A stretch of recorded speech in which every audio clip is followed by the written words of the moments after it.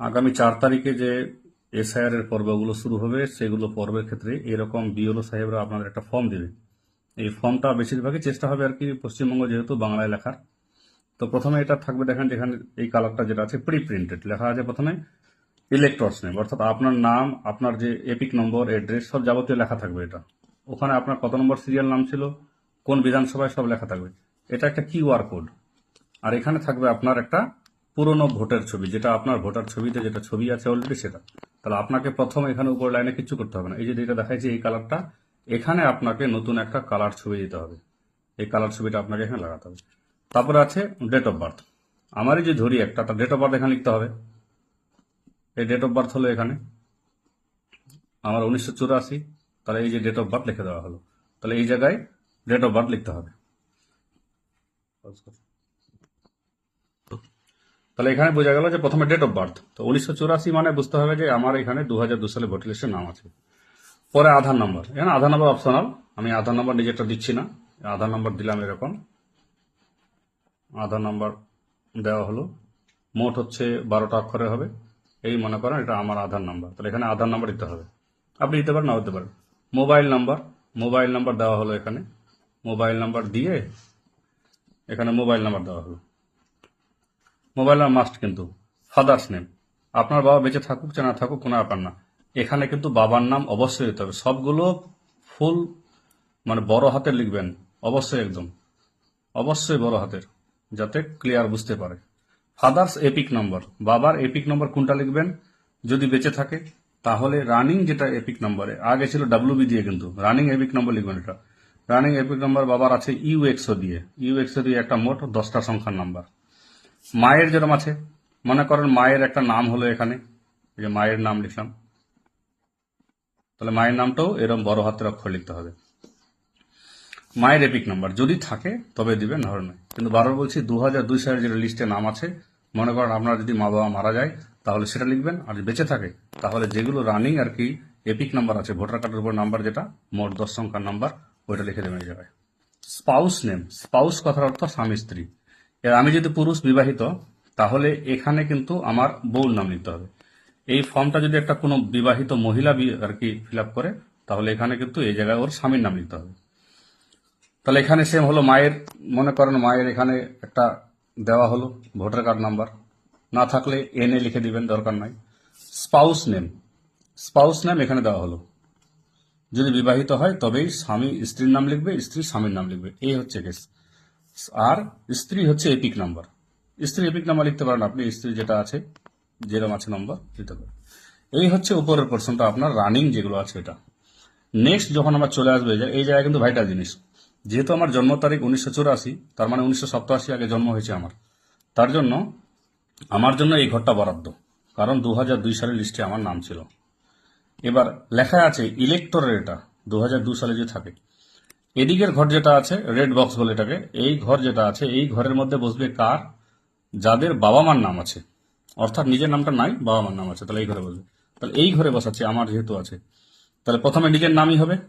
তাহলে এই জায়গায় 2002 সালে যেটা নাম ছিল 2002 সালের লিস্টে, ওই নামটা লিখতে হবে এখানে। তখন এপিক নাম্বার আমার ছিল না, তাহলে নট অ্যাভেলেবেল লিখে দেব। রিলেটিভ নেম অর্থাৎ বাবার নাম, তখন বাবার নাম এটাই ছিল, একদম বাবার নাম ছিল এটা। রিলেশনশিপ অর্থাৎ এই যে রিলেটিভ নেম আছে যেটা, আমার আত্মীয়র নাম কি, তা সে আমার কি হয়, বাবা হয়, তাহলে এখানে ফাদার হবে। তাহলে এই জায়গায় ফাদার, এখানে ফাদার লিখতে হবে। ডিস্ট্রিক্ট, আমাদের ডিস্ট্রিক্ট হচ্ছে উত্তর দিনাজপুর, ফুল ফর্মে উত্তর দিনাজপুর লিখবেন। আর এখানে হচ্ছে ওয়েস্ট বেঙ্গল, এই হচ্ছে ওয়েস্ট বেঙ্গল ফুল ফর্মে, কিংবা আপনি এটা ছোট হাতের অক্ষর দিয়ে ডাব্লিউবি লিখে দিতে পারেন। নেক্সট চলে আসলে দেখার নিচে, তাহলে এই পার্সেন্ট এটা কিন্তু এসি নাম্বার, তখন আমাদের এসি নাম্বার রায়গঞ্জে 31 ছিল, আর পার্ট নম্বর ছিল আমাদের 108, সিরিয়াল নাম্বার ছিল একটা আমার, এখানে সিরিয়াল নাম্বার লিখতে হবে। তাহলে এই হচ্ছে প্রথম পার্সন যেটা আছে, যদি 2002 সালে তার নিজস্ব নাম থাকে তবেই এটা ফিল আপ হবে। এবার অনেকের আছে 2002 সালে নিজস্ব নাম নেই, তার বাবার নাম আছে, তাহলে এখানে বাবার নাম, বাবা মা কিন্তু স্বামীর নাম কোনো মতে না, বাবা অথবা মা।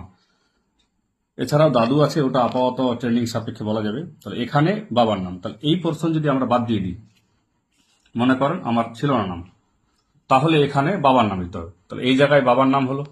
যদি মনে করেন নাই, হতে পারে নাই আর কি, নিজস্ব নাম আমার নেই, তাহলে বাবার নাম হলো। তার এপিক নম্বর দিতে হবে কোনটা, তখন 2002 সালের লিস্টে কিন্তু WB05031 এরম টাইপের কিছু দিয়েছিল। রিলেটিভ নেম, তাহলে তার বাবার নাম এখানে লিখতে হবে, মানে এই যে কুদ্দুস সালে যে লোকটা আছে তার বাবার নাম এখানে। তাহলে রিলেশনশিপ কি, সে হচ্ছে তার বাবা, তাহলে এখানে ফাদার হবে। এই সিস্টেম। তারপরে ডিস্ট্রিক্ট, তারপরে হচ্ছে স্টেট, এসি নাম সেম, ওই 31 নম্বর রায়গঞ্জ ছিল আমাদের, 108 নম্বর পার্ট।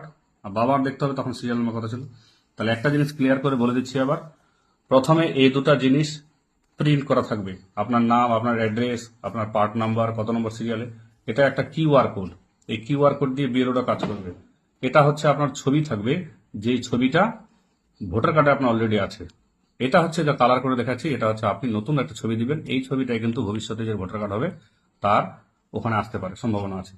এখানে ডেট অফ বার্থ লিখবেন, নেক্সট আধার কার্ড নাম্বার, মোবাইল নাম্বার, বাবার নাম, বাবার ভোটার কার্ড নাম্বার যদি থাকে, মায়ের নাম, বাবা মায়ের নাম অবশ্যই লিখতে হবে, ভোটার কার্ড নাম্বার থাকুক না থাকুক।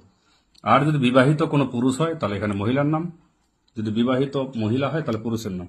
আর ইয়ং ছেলেপেলে যেগুলো আছে তাদের জন্য এখানে এটা ফাঁকা থাকবে। প্রথম দিকে যেটা আছে এটাকে রেড বক্স বলা হয়, এই জায়গাটা পুরো ক্লিয়ার করা আছে, এটা রেড বক্স। কিন্তু এই রেড বক্সটা এটা হচ্ছে মেন ফিল আপ, নতুন জিনিস, এটা এবার করেছে, বিহারে কিন্তু এরকম ছিল না। এই যে প্রথম অংশটা যেটা আছে দেখতে পাচ্ছেন, এই অংশটা হচ্ছে যদি 2002 সালের লিস্টে নাম থাকে তবে নিজের তথ্য, আর যদি নিজের নাম না থাকে তখন বাবা তথ্য। এই হচ্ছে সিস্টেম। এবার এগুলো সব আছে নিচে, এখানে আপনার নিজস্ব, এখানে সিগনেচার করে দেবেন। এই জায়গায় সিগনেচার হবে, ফুল সিগনেচার হবে, ফুল সিগনেচার করবেন এখানে, এরকম সিগনেচার না, ফুল সিগনেচার। আর এই জায়গায় বিএলও নিজে সাইন করে দেবে, এই জায়গায় বিএলও সিগনেচার করে দেবে। তারপরে ওখানে দিয়ে এক কপি আপনাকে ভিড়িয়ে দিবে এবং এক কপি আপনি ডকুমেন্ট সহ আপনি আপনার বিএলওকে দিয়ে দিলেন। একটা কথা মনে রাখতে হবে, যার এই পোর্শনে নাম আছে তার শুধুমাত্র ভোটার পৃষ্ঠার জেরক্স, 2002 সালে পৃষ্ঠার জেরক্স লাগবে। আর হচ্ছে এই জায়গা যেটা আছে ভোটার পৃষ্ঠার জেরক্স, আর মেন আর হচ্ছে একটা ছবি। এই হচ্ছে সিস্টেম, এভাবে করুন, হয়ে যাবে।